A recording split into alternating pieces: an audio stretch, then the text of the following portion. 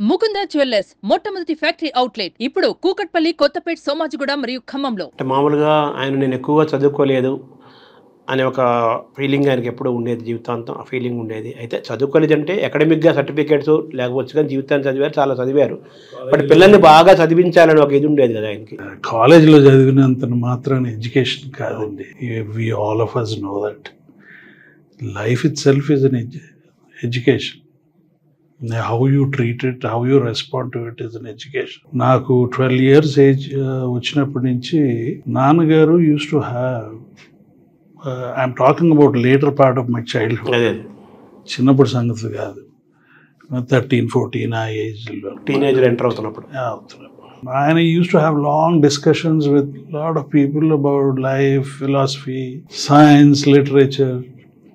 మేవకుండా కూర్చుంటా వింటా ఉండేవాడిని. ఎవరన్నా లేట్ అయిపోయింది, రేపు స్కూలు వెళ్ళి పడుకో అని ఎవరన్నా చెప్పేవారు ఇంటికి వచ్చిన వాళ్ళు. లేదు లెట్ హిమ్ సిట్ అని, because he understood I was observing. కిందగా వింటున్నారని. సో ఆయన యాటిట్యూడ్ అటువంటిది. నిజమే, చదువుకోవాలి అనే ముందల నుంచి ఎంఫసిస్ ఉంది. అంచేతనే అనుకుంటా సినిమా ఇండస్ట్రీకి కొంచెం దూరంగా వచ్చారు. మామూలుగా ఆయన చాలామందితో అనేక ఉపన్యాసాల వేదికల మీద మాట్లాడినప్పుడు కానీ, మాలాంటి వాళ్ళ జర్నలిస్టులతో మాట్లాడినప్పుడు కానీ, ఇంకెవరితో మాట్లాడినప్పుడు కానీ, పిల్లల గురించి టాపిక్ వచ్చినప్పుడు పిల్లలందరూ ప్రయోజకులు అయ్యారు, బాగా చదువుకున్నారు, వాళ్ళు బాగా చదివించాను. చదువు ఒకటే కాదు, క్రమశిక్షణ తర్వాత చాలా బాగున్నారు వాళ్ళు.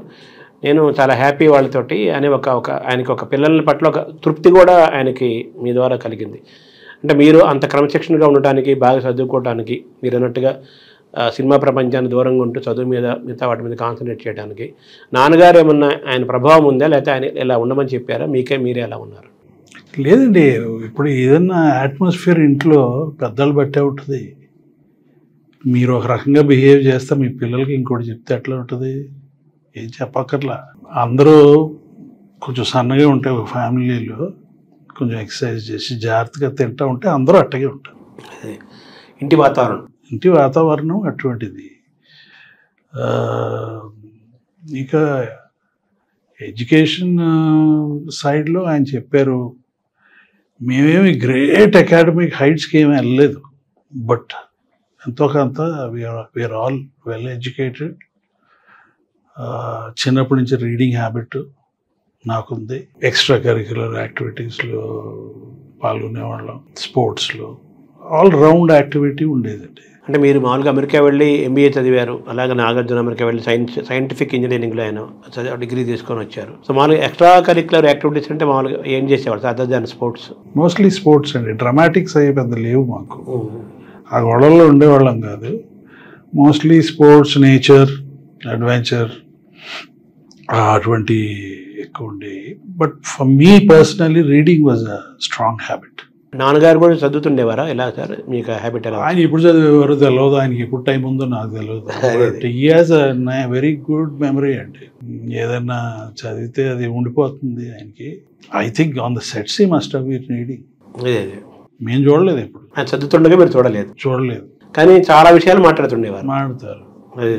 ఎప్పుడు చదివారో ఎప్పుడు తెలుసుకున్నారో అనే ఒక ఇది కూడా మనకు అనిపిస్తుంటుంది. మనకి మీ సెటిల్కి వెళ్ళేవాళ్ళం కాదు కదా, చాలా వెయిటింగ్ టైం ఉంటుందండి. అవునవును. ప్రతి అక్కడ I'm sure he was gathering knowledge and talking to people. ఇప్పుడు దాశరథి గారు ఇటువంటి వాళ్ళందరూ వాళ్ళు repositories of knowledge. Narayana Reddy గారు ఒక రెగ్యులర్ కలుస్తున్నారు. వీళ్ళందరూ తెలుగు లిటరేచరు,